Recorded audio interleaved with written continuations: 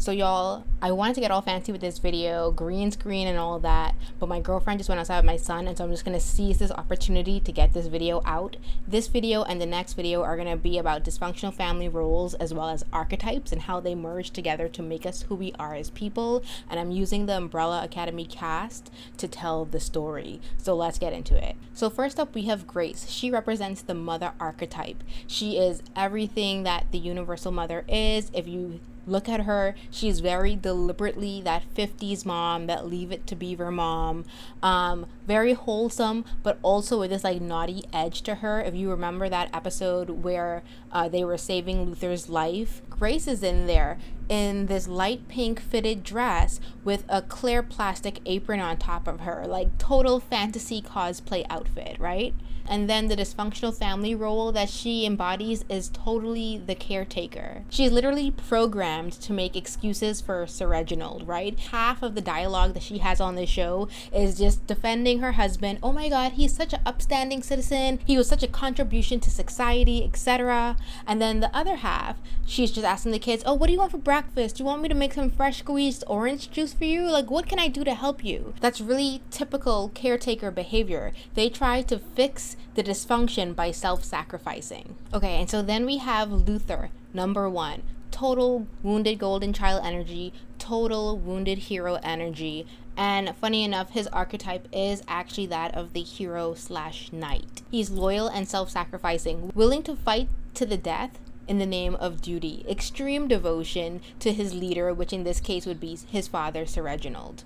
Like, there's even just like this kind of self-neglect that he has. His devotion is so extreme that he doesn't take care of his own needs. His father can send him to another planet, and although you can tell that he didn't want to do it, he said yes because he felt he should. And so this hero knight archetype actually plays hand in hand with his wounded golden child. He has no sense of identity. He's worked so hard over the years to be number 1 in his father's eyes that he has no sense of self at all. And this leads us right into him feeling that need to cling to that hero dysfunctional family role. You know, and so internally there's going to be a lot of pressure and overwhelm and anxiety. So we see this manifest externally by being incredibly responsible and overachiever, just wearing the world on his shoulders and also being a perfectionist.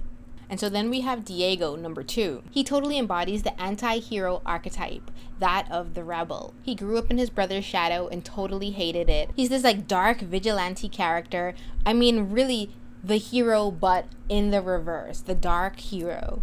So he doesn't have the goody two-shoes demeanor, and he also has a bit of a temper. And funnily enough, I get this weird like scapegoat vibe from him a little bit, even though, you know, he was totally in set and in click with the Umbrella Academy. He just moved a bit differently than everybody else. He was the first one to move out of the house when he was 17 years old. Usually it is the scapegoat or the lost child that are the first ones to emancipate themselves and free themselves from this family role, because they're like, yo, enough is enough. What's going on in this family isn't right. And so even though he had to end up living, you know, beneath a gym, living in this little like shoddy basement apartment and mopping floors for a job, he would rather do that than being under the rule of his father. So literally in that regards, he's totally the polar opposite to his brother, who is now, you know, in his 30s or whatever it is and still just crammed up under daddy. Well, until the murder. So internally, you can tell that he's just feeling really rejected, maybe even a bit unlovable, but externally, he lashes out as a way to kind of like keep that wall built up, and probably also as a way to get his parents' attention.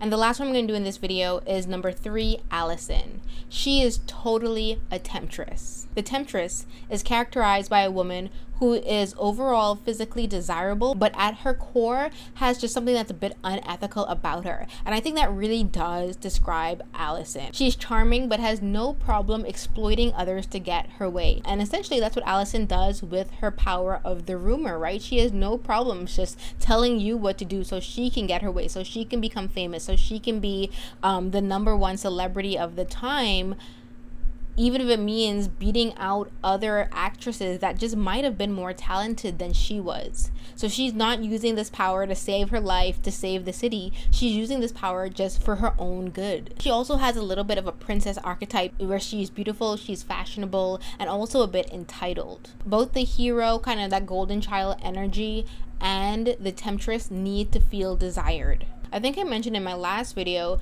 that if the Umbrella Academy was an actual school, Luther would be the head boy and Alison would have been the head girl, right? They would have been the prefects of the class. And so because she is the head girl, and because, you know, this is something that's very common with golden children, when they go out into the real world, they really have no idea how to handle life's ups and downs. She's been in this very secluded academy atmosphere where she is the top where she's the alpha female. So she went out into the real world, expected everyone to praise her. And when that didn't happen, she rumored everybody so that now she's this total celebrity figure.